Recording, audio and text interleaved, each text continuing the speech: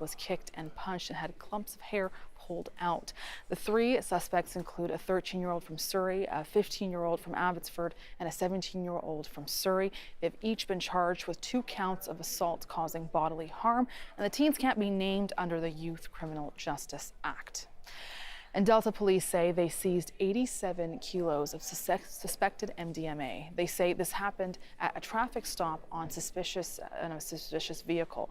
The people in the vehicle were initially arrested but released after further investigation. The police says that this seizure is another example of high levels of drug trafficking in BC and Delta. And just 2 days away from the election, the Early Edition has invited party leaders to make their last pitches to our viewers. And this morning, BC Green leader Sonia Furstenau joined the show.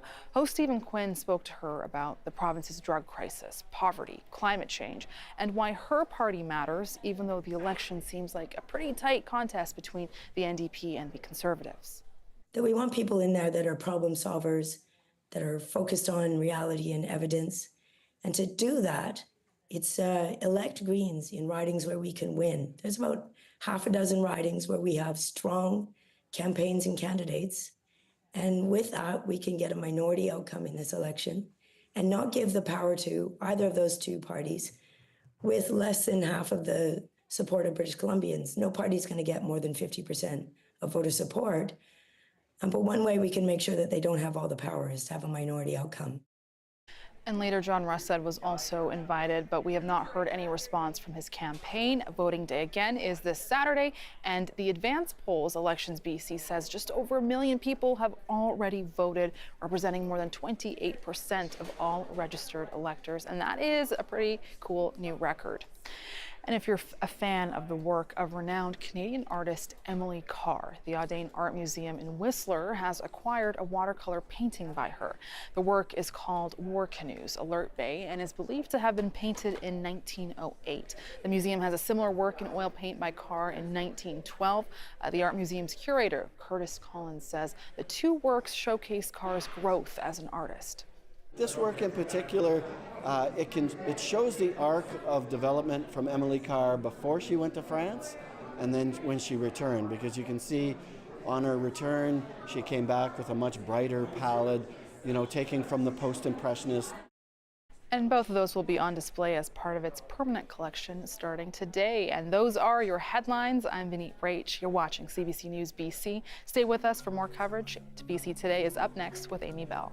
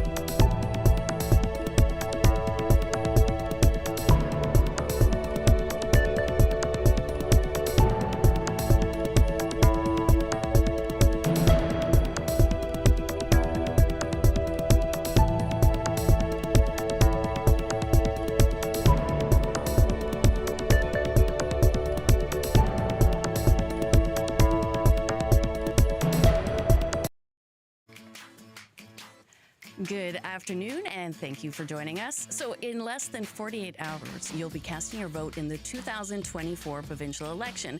And today, BC NDP Leader David Eby joins us to answer your questions and hear your concerns. So, what matters most to you in this election? Our phone lines are open, so call 604-669-3733, 1-800-825-5950, or hit pound 690 on your cell. You can also email us, bctoday@cbc.ca. I'm Amy Bell, in for Michelle Elliott, and this is BC Today.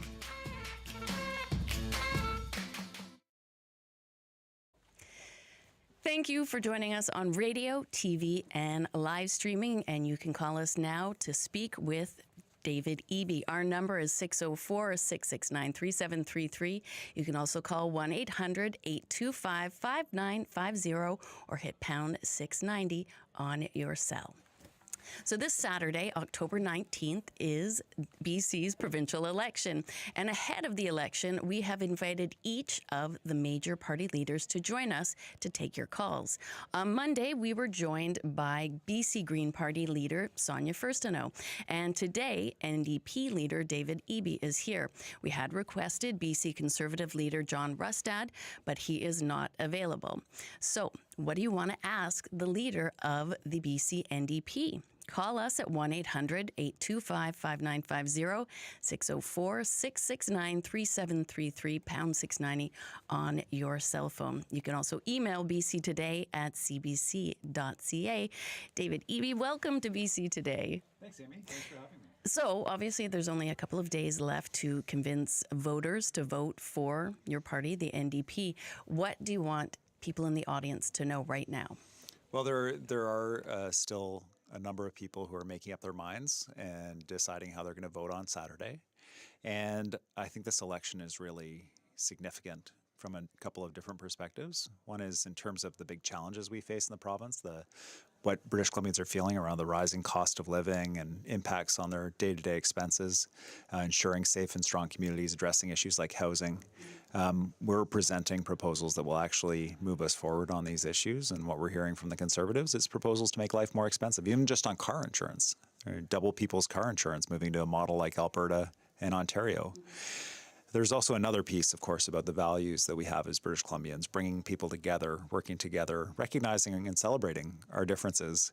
And those values are really under threat this election. We have seen some of the most hateful candidates proposing horrific, racist views about Muslims, going after Indigenous people, that what they experienced at residential school wasn't true. And public health officials saying they should be put on international trial for supporting us through the COVID period. And so there's a lot of ballot questions for people, and I am encouraging people, even if they've never voted NDP before, to be looking at our party as the one that is going to be sending a message about the province sticking together to protect our public services, deliver affordability, and ensure the values of British Columbians are protected as well. Okay. And you've had to spend, a lot of time and energy at times speaking out against John Rustad and the Conservatives. Has this sort of muddied the waters of your own campaign or taken away from messages you wanted to get out? Yeah, I mean, I don't want to be spending my time talking about the hateful views of Brent Chapman in Surrey South, or the fact that the Conservatives are running a fake doctor that in Langley, and I want to be talking about the issues that matter. How are we going to ensure a strong public healthcare system by hiring more doctors and nurses in the new medical school that we're opening, and ensuring that we provide care for people as they age. This is vital for the province, and we've had to talk about a lot of other things, like that climate science is real, and we shouldn't ban our kids from learning about it in school. Some of the major issues, of course, housing is obviously a huge issue for voters. What do you say to people that have voiced concerns that they may actually have to leave the province in order to find adequate and affordable housing? Yeah, I think, when I think about what's core to so many of the challenges we face in the province, it is really that access to an affordable and decent home. It's an economic challenge. It's a challenge around street disorder and public safety. It's a challenge around our healthcare system when healthcare workers can't find the housing that they need. And so that's why it's been so central to what we're committing to around British Columbians and the work we've been doing over the last couple of years. Rents are finally starting to come down in BC, but they're coming down from record highs, and we've got so much more to do. The idea that now that John Rustad's proposing that we would abandon our controls on Airbnb, that we would get rid of the speculation and vacancy tax, that the Premier doesn't have a role in ensuring affordable housing. It's completely wrong.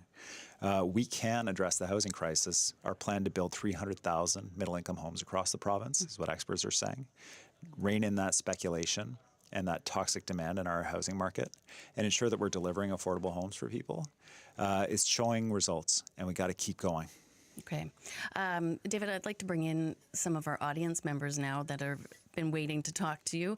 We'll talk to Suki in Vancouver first. Hi, Suki. Hi there. Hi, David.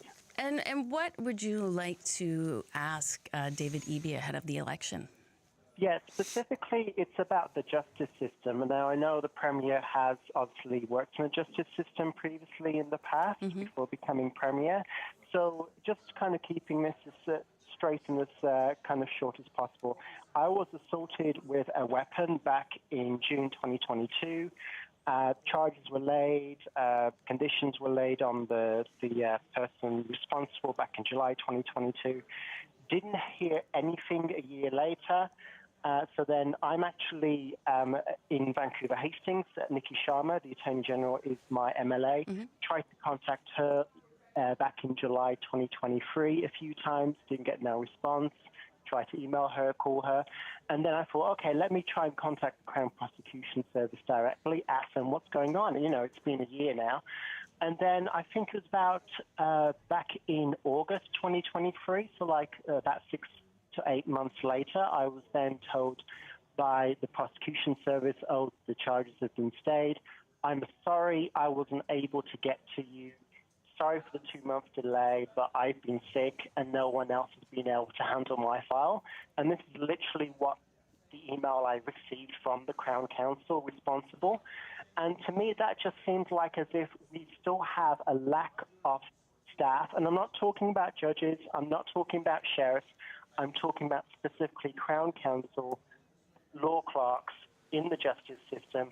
There still seems to be not enough people working in that justice system in order to get these cases moving. Okay. So that's my question to you, David, is what are you going to do specifically in relation to the law clerks, Crown Counsel, to try and make sure that we have enough manpower within our justice system to make sure that these cases don't get stayed? Because as you know, last year there was a lot of controversy with some cases getting stayed because they went over that 18-month timeline. Right. Suki, I thank you for bringing that up, and David, I'll let you answer him. Yeah, thanks, Suki, for calling. What a terrible experience you had, starting from the assault and then I would say a second victimization by the justice system. You should never have had that experience. We have victim services support workers that are there and should be supporting you through that process. And yes, there is a serious issue in the justice system with hitting those timelines for prosecution. We've had, I think we had 13 prosecutions that were stayed because of that. Ontario had more than 100, and 13 is too many. We're ensuring that the Crown Prosecution Service is fully staffed to make sure that they have the resources to take on these files, to address them properly. But I know we've got more work to do. Sometimes these court cases can be held up by a lack of sheriffs, by other court staff. We're having a big challenge recruiting sheriffs. And the resources are there, but like a number of employers in the province, having difficulty finding the workers. And so we're going to continue to do the work to make sure that that work is attractive for people, that they're interested in doing it, and supporting the justice system. Thanks for sharing your story, and I'm really sorry that happened to you. Raymond in Salmon Arm, you had a question for David Eby as well. Hi, Raymond. Yes, I do. Yeah, I'd like to know, Mr. Eby, what plans the NDP government would have for assisting us with their prescription charges, please. Sorry, you just cut out there, Raymond. Was that assisting seniors with their prescription charges? It is, yes. Okay. Yeah. Yeah, thanks, Raymond. Great question. I know for a lot of seniors, on a fixed income, they're looking at making decisions about whether to buy medication or not. That's why we've expanded the availability of pharmacare and reduced deductibles so that more people are benefiting from low cost and free pharmaceuticals that are covered by government in the province. But we've also recently signed an agreement with the federal government around diabetes medications and other hormone replacement therapy and other key medications supporting people.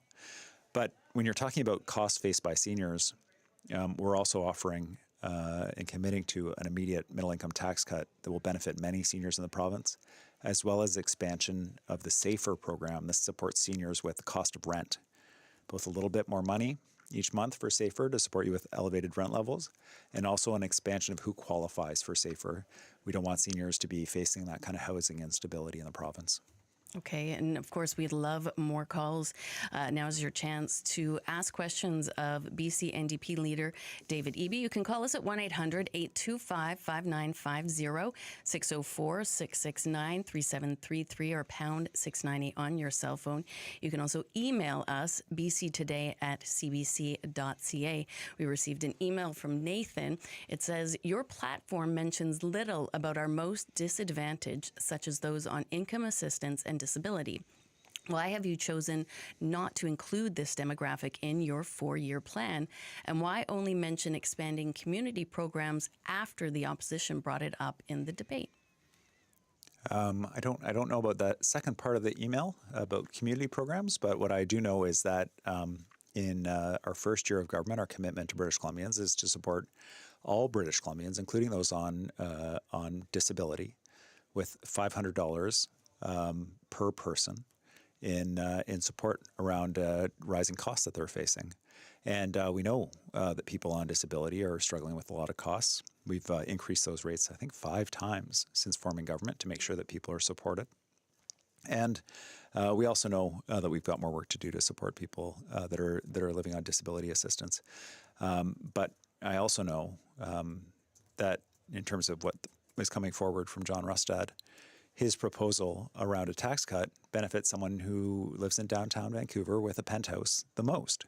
If you live in lower cost rental housing, if you're on disability, if you paid off a chunk of your mortgage, you don't see that benefit. And then the benefit doesn't even kick in until 2029.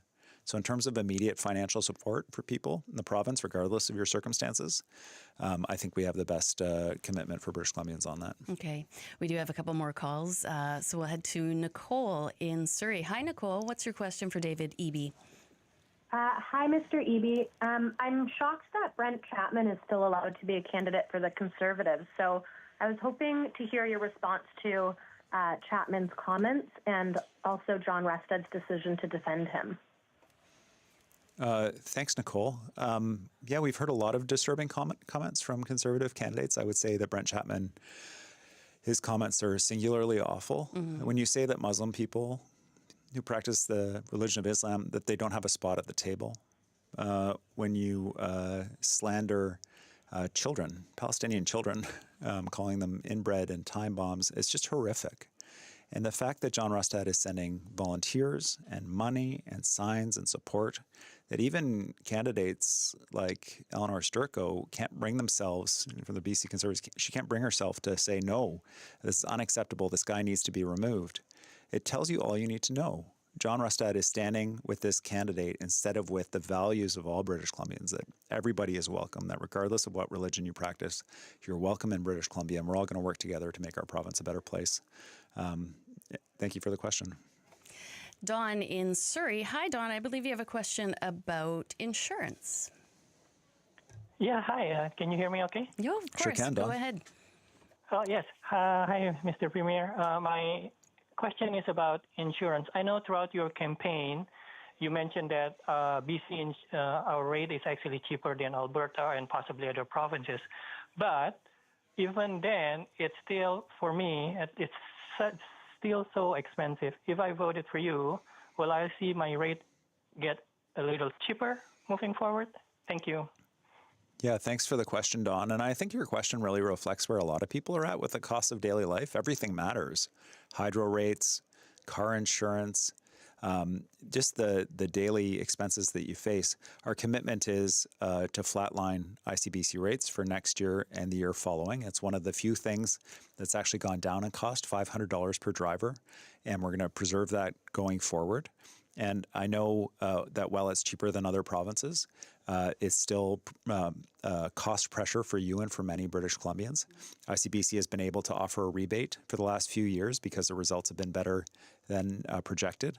So hopefully that continues. But in order to make sure that ICBC is preserving enough money to operate and support people who are injured, but also low rates, this is what we're putting forward. John Rustad's proposal to turn people over to the Alberta or Ontario model, big insurance companies out of Toronto. You don't have to take my word for it. If you have a friend or relative in Ontario or Alberta, just give them a call, ask them what they're paying for car insurance. We actually did that as an exercise the other day. And a guy called his mom in Alberta who's paying double what he's paying here in British Columbia. And so I know it's a cost pressure for you and for many British Columbians. We're going to do all we can to keep those rates low for you. We've got time for one more quick call from Brad in Salmon Arm. Hi, Brad. What's your question? Good day. Thank you for taking my call. Of course. David, I travel a lot in the interior of British Columbia delivering produce and fruit where other people aren't in the areas in rural deliveries. Currently done 45,000 kilometers in 9 months, consuming around $22,000 worth of gasoline, which, of course, there's a bit of carbon tax factored in there. How do I make it fair that I have to either eat that up myself or transfer that product or that cost onto my customers? Where can we even eke some of that back where it's just a tax? Because this is a required thing, and I'm reducing people's cost by delivering this as a service, but this is a very big expense that I incur. How do I get some of that money back? Hey, Brad, great question, and thanks for doing that work, getting food to British Columbians. We've made the commitment that if the federal government removes the backstop, that we will also remove the carbon tax in British Columbia. I know that there are a lot of people out there that are concerned about climate change. They want us to take action on climate change. They want us to ensure that we're growing our economy and growing the clean economy. And there are also people like you who are saying, look, this is impacting affordability. I'm under a lot of strain right now, and I don't want to have to choose between affordability and climate action. Well, I don't want you to have to choose either. Right. And I think that's critically important. So thanks for raising that issue, and thanks for your work, and thanks for calling in. 2 people from Salmon Arm. Salmon Arm, hotbed of activity always. Yeah. We are just about out of time, so I'll leave sort of final words to you. Last thing you want to say to our audience before they head to the polls on Saturday. Yeah, thanks, Amy. I think, for many British Columbians, this is a critical election around issues of affordability and strong public services like healthcare, and making sure we're growing a strong and clean economy and strong communities and safe communities. And people are still making up their minds. So I'm asking those folks who maybe you were thinking about voting Green, or maybe you historically have always voted BC Liberal, or you were going to vote BC United, have a careful look at what's on offer from the BC Conservatives. And I know that so many people don't want to wake up on Sunday morning and see Premier John Rustad dismantle our public services, making life more expensive for people, and advancing hate from the cabinet table. He's suggested that some of his candidates that have made the most awful racist statements could be cabinet ministers. None of us wants that. And so if we stick together this election, make sure we're defending our strong public services in the province, strong health care, a strong province that welcomes everyone, I think we'll be headed on the right track. Thanks, Amy. How are you feeling as you head towards Saturday? I feel good, but I tell you, it's going to feel good when the campaign is done. Well, I want to thank you so much for coming in and taking time, not just with us, but with our audience members. And we will obviously talk to you again once we see what happens on Saturday. Okay, I hope so. And I hope John Rustad comes on too, because he's got some explaining to do. He is apparently unavailable for our audience. So I thank you, and I thank Sonia Furstenau for joining us, but his schedule did not allow that. But thank you for coming in. Okay, thanks, Amy. And right before we started talking to David Eby, we had some technical issues for our radio audience right at the beginning of the program. But you can find and listen to the full segment with David Eby on our CBC Listen app and on our CBC Vancouver YouTube page. It is 12:25, and this is BC Today. And it's not just party leaders David Eby and Sonia Furstenau that we've heard from this week. You've sent many emails ahead of Saturday's election. Tanya writes, "Hi, I support the ideas of the Conservatives in general on the topic of education. Exams and grades that stay consistent over the course of children's education are correct to keep. Stop changing things just to make them different. I've also heard over the years that the NDP is the union party, so of course the NDP will cater to their votes and supporters, and their voters and supporters, the unions. I think Soji has gone too far. I was surprised and a bit appalled at all the words about sexual orientation that my children had to learn about. Too much, in my opinion. Tell kids that there are different sexual orientations, but to explain them all in detail to a 12-year-old? And Dana says, the most concerning topic for me during this provincial election is the climate and ecological emergency. While Sonia Furstenau had an excellent debate performance and has always spoken honestly about the severity of the climate change, the other two parties do not acknowledge the severity of the threat and are doing a huge disservice and disrespect to the citizens of BC. BC farmers have suffered unseasonable temperatures that damaged and destroyed an incredible amount of peaches and grapes this year. Okanagan communities face terrifying risks of wildfire year after year, and floods have interrupted the transportation of goods, washing out our highways. And we know, according to the IPCC and leading scientific organizations around the world this is only projected to get worse. We are the last generation who can make a difference. Thank you for writing in.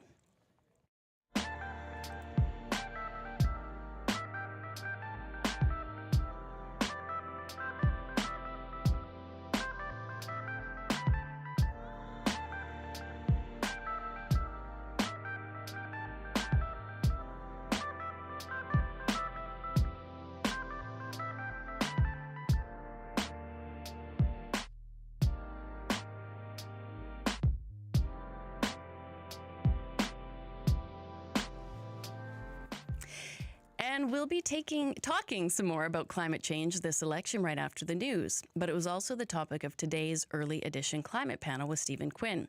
Mark Jacquard has been a professor at SFU focused on energy and climate economics. Janelle Lapointe is a climate justice and Indigenous rights activist from the Stalatin First Nation. Here's some of what they had to say this morning. Up until this election, we've actually had a fair consensus among the parties that were most likely to form government. So we had the Liberals under Gordon Campbell in 2000s, which really initiated a lot of our important climate policies. So we have zero-emission electricity, which was a really big policy. It prevented two coal plants and a natural gas plant that were about to be built. And he also put in something called, these are jargon terms, but a low-carbon fuel standard, which forces people selling gasoline to also make sure they're giving credits to people who will sell hydrogen or electricity or other low carbon fuels. And these are policies that have been in place for almost 15 years now. And then the NDP has kind of continued that tradition with regulations on vehicles, the zero emission vehicle mandate. I can explain these later if we get time. But at least our emissions have stayed flat for since 2005 now in British Columbia, even though our population has grown by about 35%. So that's quite phenomenal if you look around the world, that performance. Now, what will happen going forward? The NDP have said that they will continue on with those policies. The Conservatives have said, no, there's some real problems with some of those policies. And especially they've said that if they are to do LNG, more LNG, liquefied natural gas plants, which the NDP have said, we might have some plants, but you have to use electricity in those plants. You don't burn natural gas. That alone would cause a dramatic increase in our emissions over the next while if the Conservatives are elected and go ahead with that. All right. And it's interesting as well that, the Conservatives, their leader put the party together after being kicked out of the BC Liberal caucus for his views on climate change. Yeah, and so, I mean, I don't know. It's been a bit more vague what his views are in the election campaign. I saw their conservative platform that just came out a day or so ago, and there is some notion that some of those policies I just mentioned to you were deemed silly and so on. So I think they may be on the chopping block as well. I'm not sure. Now, Janelle, what party proposals have stood out for you when you look at climate and energy matters in the province and then at the provincial party platforms? What jumps out? Well, Stephen, stood out is an interesting choice of words because as someone that's, politically engaged and works on these issues, I found it extremely boring to comb through the various election plans, which is not a good sign. No wonder climate has fallen off the radar this election. I think all of us, especially young people, should be able to easily understand climate policy and have something really clear to get excited about. But unfortunately, they're still pretty policy wonky and in this case, very contradictory. So it's hard to know who to trust and who's right. And I think still lacking that political imagination we desperately need on an issue that's as far reaching as climate. And I must say, as an Indigenous young person, I'm particularly disappointed that the solutions at the intersection of climate, energy, and Indigenous rights is for us to become equity owners on energy projects. Right. We are rights holders, not shareholders. We are nations, not corporations. And I don't see that adequately reflected or respected. And Mark Jacquard has been a professor at SFU focused on energy and climate economics. Janelle Lapointe is a climate justice and Indigenous rights activist from the Stalatin First Nation. They were speaking to CBC's Stephen Quinn on the early edition. The CBC News to 12:30 is next with Karis Hogg. Good afternoon. Here are the headlines from the CBC Vancouver newsroom. I'm Karis Hogg. Elections BC says more than 1 million people have already voted in the provincial election, setting a new record for advance voting in this province. Advance voting closed Wednesday with 223,000 ballots submitted, a new single-day record. The previous record was 40,000 votes in a single day, and that was set on Tuesday. General voting day is this coming Saturday, October 19th. Animal protection officers have seized a dog seen being dragged about 200 meters behind a vehicle in Merritt. The young collie mix, now named Sunny, is in the care of the BCSPCA at the Kamloops Animal Centre. His injuries include abrasions to his paws and his hind legs. His nails were also shredded. Charges against his owner will likely be recommended under the Prevention of Cruelty to Animals Act. And Environment Canada is warning that the South Coast will soon experience an atmospheric river system that will bring heavy rain and high winds over the weekend. The agency says the first significant storm of the season is set to hit around noon on Friday and last through Sunday. And now a look at the BC forecast for today. On the North Coast, a chance of showers with a high of 9. In the Peace, a chance of showers, high 8. In the central interior, mainly cloudy day with a high of 7 degrees. In the Kootenays, a mix of sun and cloud, highs from 8 to 11. In the southern interior, sun and cloud, high 12. And here on the South Coast, clearing this afternoon and a high of 12. And now back to Amy Bell with more of BC Today. Thank you, Karis. Are you ready for the atmospheric river? Am I ever? I got my galoshes and my raincoat. I'm totally ready. We're all set. And if anybody's shocked about this, keep in mind it is Vancouver in the middle of October. Thank you, Karis. You're we'll talk welcome. to you soon. And I, of course, am Amy Bell in for Michelle Elliott on BC Today. And CBC's Radio 1 Newsroom will keep you up to speed on what's happening in your community. Here's what to expect this afternoon in Vancouver on the coast. Amy, hi there. It's Gloria Macarenko, and I hope you can tune in to On the Coast this afternoon. Jody Martinson is going to be in the host chair. I'm going to start preparing for election night. And yes, as we get closer to election day, our Soapbox Social panel will be here. Mo Amir and Kyla Lee are going to share their thoughts on the election trail so far.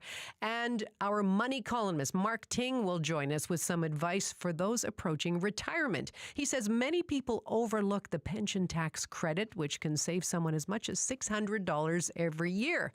I got your attention now, so Mark will run through just how and when that credit can be applied. Tune in to On the Coast this afternoon between 3 and 6.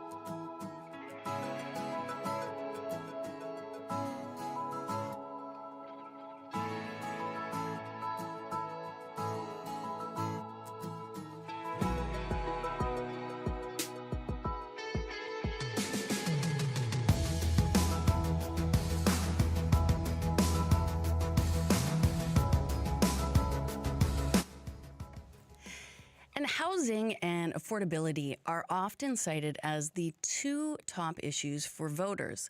But many, especially younger voters, are concerned where each party stands when it comes to climate and environmental concerns. So we want to hear from you.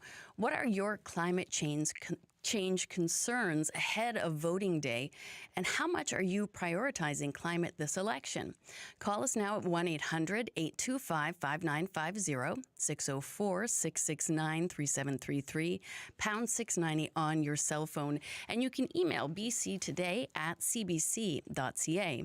Joining us now is Katja Rhodes, a climate policy expert and associate professor, University of Victoria. Hi, Katja. Thank you so much for joining us today. Hi, Katja, are you there?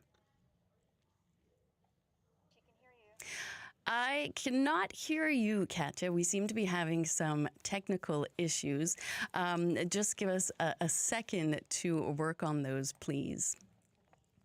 We spoke earlier with David Eby. He joined us, and you gave us many questions and calls, and we do appreciate that. Earlier in the week, we had spoken with Sonia Furstenau. She was the leader, of course, of the BC Greens.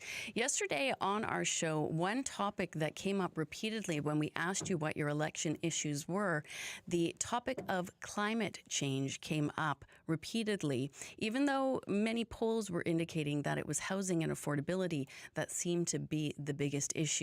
So once again, we are hoping we can connect with Katja Rhodes. She is an associate professor at the University of Victoria. Hi, Katja. Hi. Can you hear me? I can hear you. My apologies. We've been dealing with radio gremlins and ghosts in the machine the last couple of days. So thanks for having me. Oh no, I really appreciate it. So the BC was the first province to have a carbon tax introduced by Gordon Campbell's Liberal government in 2008. But both the BC Conservatives and even the NDP saying they want to end it. David Eby said he would end it if the federal government would allow BC. Why is it so unpopular, and what would be the impact of ending the carbon tax? Yeah, great question. We've known for a long time that people tend to have a stronger emotional response to losses as opposed to equivalent gains. So when people see a carbon tax of any size attached to a price of gas or diesel at the pump or a price of home heating, they rightfully get concerned about the impact of the policy on affordability, and therefore, in the times of global inflation and other unaffordability crisis, people tend to get concerned about the impact of carbon pricing. At the same time, we know that carbon tax is not the only policy in the policy mix that we currently have in British Columbia, and it doesn't have to be the lead policy. Let's talk now, if we can, about each party's platform on climate change, beginning with the BC NDP's platform. They've said they're committed to double the EV charging stations, protect old growth forests, and phase out the use of Roundup pesticides and plant 300 million trees per year. In your opinion, what is missing perhaps from their platform? So first of all, it's important to realize that climate policy prescriptions have not changed in the last 3 decades.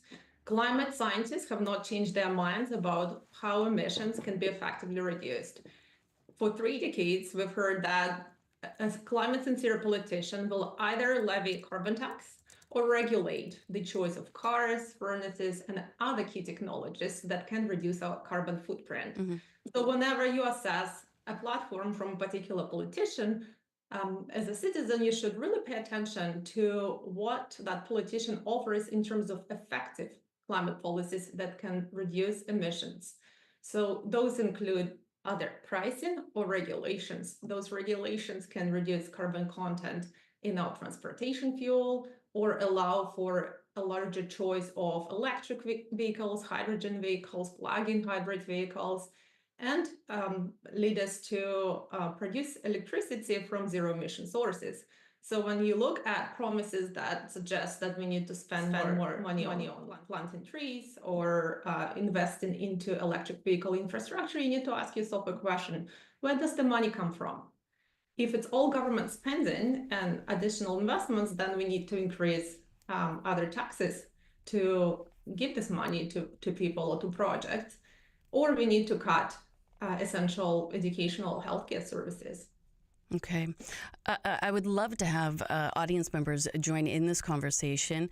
You can call us at 1-800-825-5950, 604-669-3733. We're just wanting to know if climate is one of your top concerns for voting, and if you feel the various parties have addressed climate issues, and what you want to know as you head into this election. Our guest is Katja Rhodes, is a climate policy expert and associate professor at the University of Victoria. And again, I do want to apologize for the ongoing technical issues that we've had the last several days with the show. We are working to fix them as quickly as possible, and we do appreciate all of your patience. Katja, we are talking about each party's policies, and the BC Conservative platform has been criticized for being notably light on climate change policies, and in some cases, such as bringing back plastic straws, running counter to current climate science. What's your take? Well, it is certain by how much emissions would reduce in British Columbia under the NDP platform, and it's also certain that emissions will increase dramatically under a new Conservative government if it were to be elected. So if British Columbians are concerned rightfully about affordability, housing, and healthcare, they should also be concerned with climate and climate policy, because it directly impacts the emission outcome and associated affordability challenges. I'm just going to bring in a call now that we have from Jeff in Telkwa. Jeff, hi. Thanks for calling BC Today. Yeah, you're welcome. Thank you for taking my call. How important is climate and environmental issues for you as you're heading out to cast your vote? I think we're trying to play too much into somebody's hands, saying that we're causing climate change. Because I look back, my father was a First War vet, and he came in here in 1919. And he told me, and he didn't say which year, but it was after that, obviously I'm saying 21, 22, somewhere in there, he plowed on Christmas Eve with horses. And another fellow across the valley plowed on New Year's Day with horses. That was 100 years ago. Like right now, yes, our climate is warming. I agree, but I think if we look at history, we were warm 100 years ago. We probably will go another 7 or 8 or 10 years like this, and then we will get cold again, which we did before. And you look at history of the 20s and 30s, how little rain there was, what terrible temperatures it was. And then in the 40s, it got cold again. And it got colder till the 60s, 70s, and it started to warm up again. I've lived through the 50s and 60s on up. I was born in 43. My father lived here from 1919 until he died at about somewhere around 92 or 93. But we have a climate change without what humans do. We need to clean up our act. We're filthy people. That I agree with, but I don't think we're affecting climate change that much. Okay, well, I appreciate your call, Jeff. And Katja, I'll ask you to jump in and perhaps remind us of the scientific consensus on human-caused climate change. Thank you. I mean, we hear this kind of concern from many different people, and the key is to remember that emissions have started to rise dramatically, much faster since the Industrial Revolution, since the humans invented an internal combustion engine, and we started to use wonderful fossil fuels that are very easy to burn, such as natural gas, coal, and oil, to improve our quality of life, to achieve the economic growth. We increased our emissions dramatically. So with that, we see the evidence that impact from the sudden increase in emissions, the impact is growing, and we observe on a daily basis in our backyard the increasing frequency of extreme weather events, be it cooling or warming or flooding in a particular season or year. The impacts are varied, and the key is that they are more extreme than ever before. I appreciate that quick reminder. As we were speaking earlier before that call about the various party platforms, our last one to touch on is the BC Green Party, and they've promised to double the carbon tax and increase it further for companies that are seen as the quote, big polluters. They want to end fossil fuel subsidies and transition towards renewable energy projects while ending new permits for fracking, oil and gas pipelines, and LNG projects. How realistic is that plan? Those are not bad policies for achieving emission reductions. I mean, it's ideal for an economy to have a serious carbon tax that covers all sectors of the economy, that doesn't have any exemptions. According to economists, this is the most efficient way to reduce emissions. However, the evidence shows that people value losses much greater than otherwise equivalent gains, meaning that the visibility of the carbon tax hasn't worked for Canada or British Columbia in the last few years. And with that, we know that we don't have to have a carbon tax as the lead policy.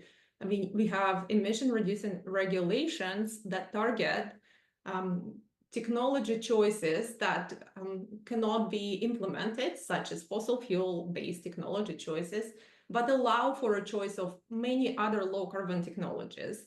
And therefore, these regulations can help us reduce emissions effectively without the carbon tax. So I question the intent to have such a large carbon tax with what I understand, no benchmarks for industry, because that will be very much disliked by the public.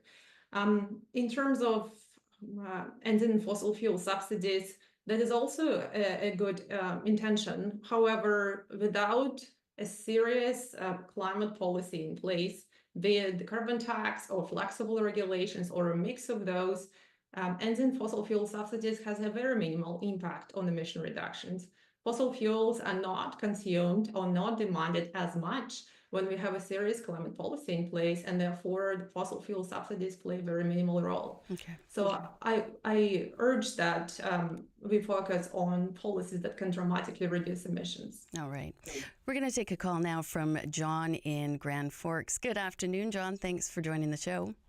Good afternoon. Thanks for having me. And so what do you want to say about our topic about climate change today?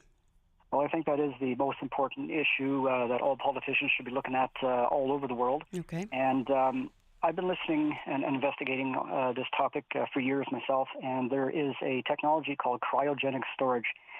It's the conversion of air into liquid nitrogen for a supplement to the renewable energy. So when you have solar and wind working throughout the day, when the sun goes down and when the wind stops blowing, you have this energy store in the form of liquid nitrogen that you release, and once you release it, the liquid nitrogen expands into a gas and drives the turbine engines. And it's the infrastructure is built on grid scale. There's a company in the UK that does it. There's a company in Canada that does it. And these grid scale projects, they require the same supply chain skilled workers as the oil and gas sector. So we can take everybody from that sector and move them into the cryogenic energy storage production and build these grid scale renewable energy sources right across Canada without anybody losing jobs. All right, John, thank you for calling in with that. Katja, I'll admit I'm not familiar with the cryogenic energy. I don't know. I'm assuming this is something perhaps that you've heard about. But I guess, to further expand that, what do we know about sort of any further, groundbreaking or innovative climate change plans from each party? Is something like this cryogenic energy feasible? This is a great question and a comment from John. Thank you, John. So the key is to recognize that any groundbreaking and any inexpensive technologies that can reduce emissions are available to us only through effective and serious climate policy. And again, be it a carbon tax that will allow for the implementation of this technology or any other renewable electricity standard or regulation that allows for a choice of various technology options, including those that require storage. So I'm not an expert in that technology myself, but what I can say is that without having a policy in place, no renewable energy technology or storage technology will be implemented because it is always easier and cheaper to burn fossil fuels. All right, Katja, thank you. And I do have a couple of emails I'm just going to read out. The first one is from Lisa, and she writes, "Climate change is serious. It affects all our lives. Just ask farmers and gardeners like myself. We can see the change, and it is drastic. I'm voting NDP. Yes, they can do better, but they are doing the best out of anyone, and activities that increase climate change would only increase under Conservatives." We also received an email from Doug who writes, "People whine about the carbon tax, but the only real alternative is for government to tax corporate polluters or force them to become more environmental. When they do that, they will raise prices on the goods they sell us. So we will pay that way." Katja, I can't help but notice, as we've been seeing a lot of emails regarding climate change over the last couple of days, there seems to be a lot of distrust that anything will be done purely for the climate or the environment, that it comes down to money over that matter quite often. How would you speak to that in terms of government policies? Do they truly have the climate and the environment in mind? Those are great emails, and this is a great question. Yes, absolutely. I think the NDP government and the government under Gordon Campbell, both governments have done an incredibly difficult job of implementing a lot of sector-specific emission-reducing regulations and working, on the carbon tax for industry and consumers. So any policy, any public policy, climate, healthcare, any other policy will have a cost associated with it. However, we should also recognize that we are a part of the global effort. And so by reducing emissions through climate policy, be it the carbon tax or serious climate regulations, we also reduce the cost of climate damages. That is something that almost no calculation takes into account. By implementing a zero-emission vehicle sales mandate that requires a gradually rising market share of electric and hydrogen vehicles, or having a clean electricity standard that is the reason why our electricity is effectively zero emission, we help our province and we help the world to see less of wildfires, to see less of flooding and extreme weather events. So there is a cost associated with every policy, but doing nothing on climate implies that all the other concerns on affordability, economy, housing, healthcare, all the other concerns will relentlessly just get worse. We're going to take one last call now from Derek. And Derek, I believe you're waiting in the ferry lineup. Hi. Hi. And what are your thoughts on our topic today? Well, I heard part of David Suzuki talking about how pleased he was to hear the Green Party, Sonia Furstenau's policy compared to both NDP and the Conservatives, and I'm just wondering how we can support her more. A majority government is in control. I think we need to have the Green Party in there with as many candidates as we can get to have a balance in power, and they can push for their policies. How do we get to that? I'll ask you, Derek. Are you very worried about the climate? Has this been a big deciding factor for you in weighing who you'll vote for? It's number one. I think we're all not wanting to think about the climate and cost. Oh, it looks like we've lost you there, Derek, but your point was loud and clear that this is obviously number one for you heading to cast your ballot. Katja, we're just about out of time, but quickly, is there anything, in 30 seconds or so that you would tell somebody to keep in mind before they head to cast their ballot? Absolutely. I think voting smart on climate requires choosing a politician who can commit to continuously rising carbon tax or rising stringency of regulations like the ones I talked about, those that target industrial emissions, buildings emissions, transportation emissions. Without any of those policies in place, we will see sharp increases in our emissions after a long period of hard work, stability, and even modest decline in emissions. Katja, I want to thank you so much for joining us today and not only answering some questions, but just sort of helping to explain what people should keep in mind as they're heading out to vote. So thank you very much. Thank you. That is Katja Rhodes, a climate policy expert and associate professor at the University of Victoria. And that is our show for today. Technical snafus and email us bctoday@cbc.ca.